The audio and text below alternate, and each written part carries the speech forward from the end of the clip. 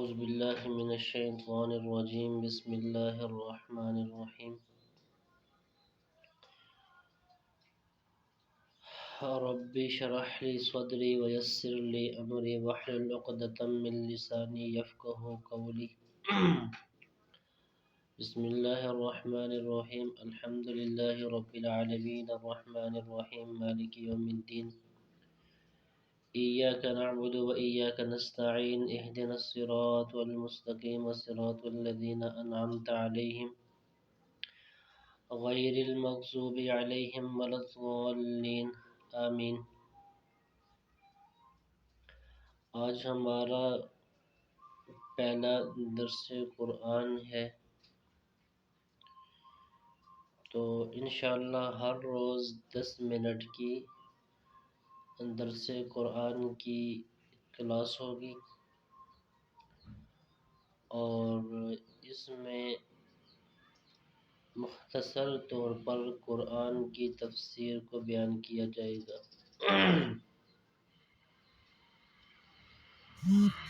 آج چونکہ پہلا درس ہے تو پہلے درس میں قرآن مجید کے متعلق چند باتیں ہیں جو جاننا ضروری ہے۔ ان میں سے سب سے پہلی بات یہ ہے کہ قرآن مجید کی تعریف کیا ہے۔ تو قرآن کہتے ہیں کہ المنزل علی الرسول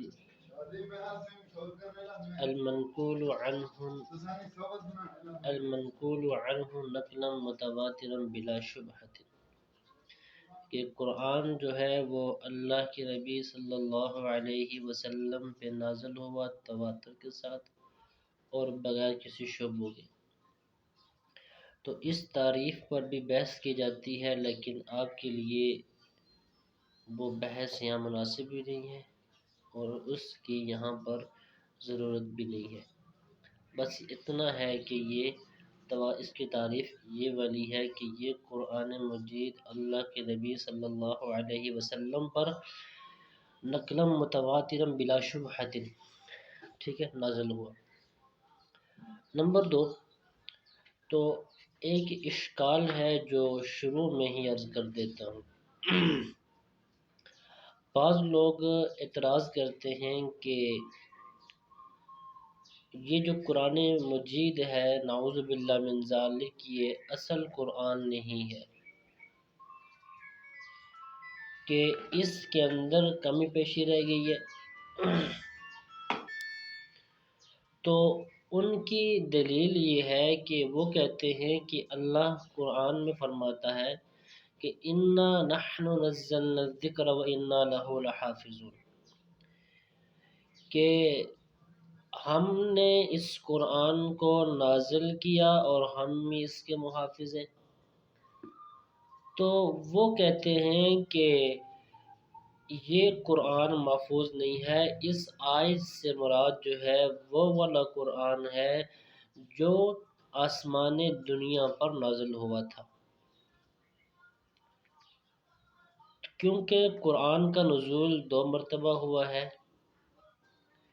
ایک دفعہ آسمان دنیا پر اور ایک دفعہ اس زمین پر۔ تو وہ کہتے ہیں کہ اس قرآن کی ذمہ داری اللہ نے جو ہے وہ اٹھائی ہے، اس قرآن کی نہیں اٹھائی جو زمین کے اوپر اتارا گیا ہے، بلکہ جو لوح محفوظ کے اندر ہے اللہ تعالیٰ نے اس کی ذمہ داری اٹھائی ہے۔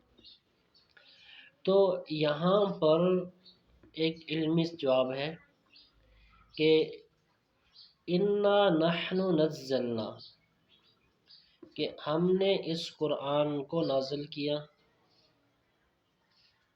تو نزلنا جو ہے یہ باب تفعیل سے ہے، کیا صرفی ویسے باب تفعیل سے ہے۔ تو تفعیل کی ایک خاصیت تدریج ہے کہ ہم نے انا نحن نزلنا الذکر کہ ہم نے اس قرآن کو تدریجاً، اور جو نور الانوار کے اندر ہے کہ نجمن نجمن یعنی آہستہ آہستہ نازل کیا. تو یہاں جو اللہ جس کی حفاظت کی ذمہ داری اٹھا رہے ہیں وہ نجمن یعنی آہستہ آہستہ نازل ہونے والے قرآن کی ہے. اور اس پر اتفاق ہے کہ جو لوح محفوظ میں تھا وہ ایک دم اترا تھا، گٹھا ہی اتر آیا تھا، اور وہاں سے جو زمین پہ آیا ہے وہ 23 سال کے عرصے میں آیا ہے. تو اگر اس دنیا میں اللہ کے نبی پر ایک ہی مرتبہ پورا قرآن اتر جاتا، آہستہ آہستہ وقت گزرنے کے ساتھ وہ نازل نہ ہوتا، پھر تو آپ کا اشکال بنتا تھا.